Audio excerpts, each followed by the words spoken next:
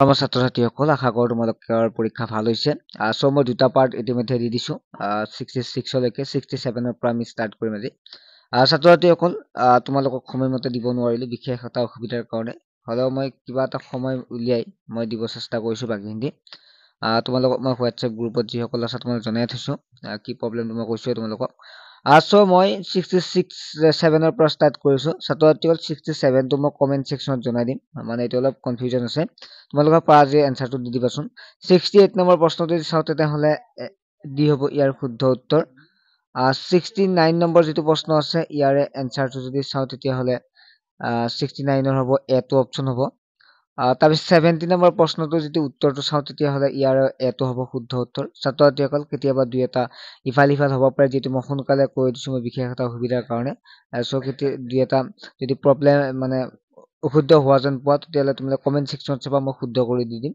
71 number প্ৰশ্নটো ইয়াৰে শুদ্ধ উত্তৰ হ'ব বিটো। পৰাপক্ষত মই ভুল কৰাই নাই, কেতিয়াবা হৈ যাব পাৰে যিহেতু মোৰ বিশেষ প্ৰব্লেমৰ কাৰণে মই টাইম দিব পৰা নাই। 72 নম্বৰ প্ৰশ্নটো যদি চাওঁ তেতিয়াহ'লে এটো হ'ব ইয়াৰ শুদ্ধ উত্তৰ। 73 নম্বৰ প্ৰশ্নটোৰ শুদ্ধ উত্তৰ হ'ব এটো। ঠিক আছে।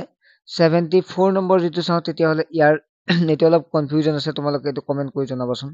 75 নম্বৰ প্ৰশ্নটোৰ হ'ব ডিটো শুদ্ধ উত্তৰ। ঠিক আছে। 75 নম্বৰ।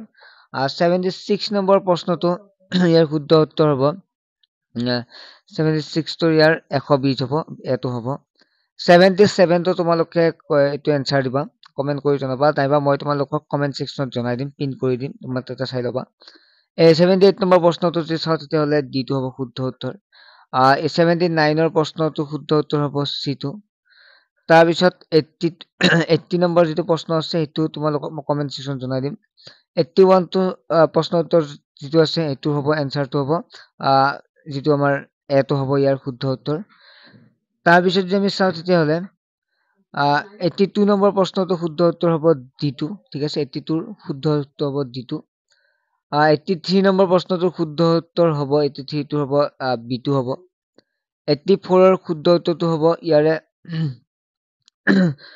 আমি যদি চাওঁ তেতিয়াহ'লে ইয়াত কোনটো হ'ব, ইয়াত দবা হ'ব লাগে। ঠিক আছে। তোমালোকে চাবাচোন এইটোত কিয় জানানে, বাকীকেইটা দবাটো যিটো আমি বহি কেনে ধুনীয়াকে খেলো, বাকীকেইটা অলপ টেবুল টেনিছ বা এইতকৈ সদৃশ হ'ব। হ'লে তোমালোকে চাবা, কমেণ্ট কৰি ক'বাচোন কোনটো হয়। 85 নম্বৰ প্ৰশ্নটো যিটো আছে ইয়াৰে শুদ্ধ উত্তৰ কাছটো হ'ব, বিটো হ'ব। 86 নম্বৰ প্ৰশ্নটোৰ হ'ব ডিটো হ'ব শুদ্ধ উত্তৰ। 87 নম্বৰ প্ৰশ্নটোৰ শুদ্ধ উত্তৰ হ'ব ইয়াৰে চিটো হ'ব কলকাতা, বাকীখন ৰাজ্য। ছাত্ৰ-ছাত্ৰীসকল তাৰ আগতে তোমালোক জনাই থওঁ যে তোমালোকৰ এটা কোৰ্চ লৈ আহিছে অনলাইন ক্লাছ। ঘৰত বহিয়ে তোমালোকে ক্লাছবিলাক কৰিব পাৰিবা। তোমালোকৰ মেইন উদ্দেশ্য হৈছে জ্ঞান লাভ কৰা, অৰ্থাৎ পাঠবিলাক বুজি পোৱা। তোমালোকে বহুত দূৰত যাই টিউচন কৰি তোমালোকৰ সময় নষ্ট, পইচাৰো বেছি লাগে, আৰু ইয়াত তোমালোকে ঘৰত বহিয়েই তোমালোকে সেই একে জ্ঞানে লাভ কৰিব পাৰিবা। ঠিক আছে। মই যিমান পাৰোঁ চেষ্টা কৰিম তোমালোকক হেৰি কৰিবৰ কাৰণে, যেনেকৈ NMS পৰীক্ষাত চেষ্টা কৰিছোঁ। গতিকে ইমান একেবাৰে সহজ হ'ব, চিন্তা কৰিব নালাগে, সহজকে বুজাম। মাত্ৰ 119 টকাত মেথ, ছায়েন্স আৰু ইংলিছ পঢ়িব পাৰা। ইতিমধ্যে বহু ছাত্ৰ-ছাত্ৰী জইন হ'লে। তোমালোকৰ যদি কোনোবাই হ'ব বিচাৰে তেতিয়াহ'লে হোৱাটছএপত SMS কৰিবা। ঠিক আছে। এতিয়া 88 নম্বৰ প্ৰশ্নটো যদি এনচাৰটো চাওঁ, হোৱাটছএপত এনেকুৱাকে আছে ছাৰ মই ক্লাছ 8ৰ টিউচন ল'ম বুলি দিলে হৈ যাব। 88 নম্বৰ প্ৰশ্নটো যদি চাওঁ তেতিয়াহ'লে ইয়াৰে শুদ্ধ উত্তৰটো হ'ব ডিটো হ'ব। ঠিক আছে। 88ৰ ডিটো হ'ব, কাৰণ তোমালোকে দেখা পাইছা লিংকটো গমে পাইছা কোনটো হয়। মই এনচাৰবিলাক ডাইৰেক্ট কৈ দিছোঁ কিয়নো তোমালোকে যদি পৰীক্ষা দিয়ে আহিলা, গতিকে এতিয়া তোমালোকক এনচাৰ নিদিহে লাগে। 89ৰ চি হ'ব, কাৰণ বাকী মুখ কেইখনৰ লগত এইখন মুখ মিলা নাই। তাৰপিছত এইটো যদি চাওঁ তেতিয়াহ'লে কোনটো হ'ব, বাকীকেইটা একে আছে, টাইমটো একে দিয়া আছে, এইটো বেলেগকে টাইম দিয়া আছে, গতিকে বিটো হ'ব ইয়াৰ শুদ্ধ উত্তৰ। ছাত্ৰ-ছাত্ৰীসকল গম পালা তোমালোকে কেই নম্বৰলৈকে আছিল, 90 লৈকে আছিল, বাকীখিনি কৈ দিলোঁ।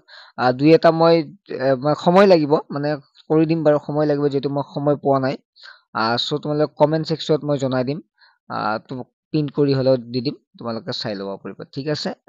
নেক্সট SAT পেপাৰখনৰ আমি আলোচনা কৰিম। চেনেলটো ছাবস্ক্ৰাইব কৰি ৰাখিবা, যিকোনো টেলেণ্ট চাৰ্চ এক্সামৰ কাৰণে ইয়াত ভিডিঅ' প্ৰস্তুত কৰি বুজোৱা হয়। ঠিক আছে, বাই।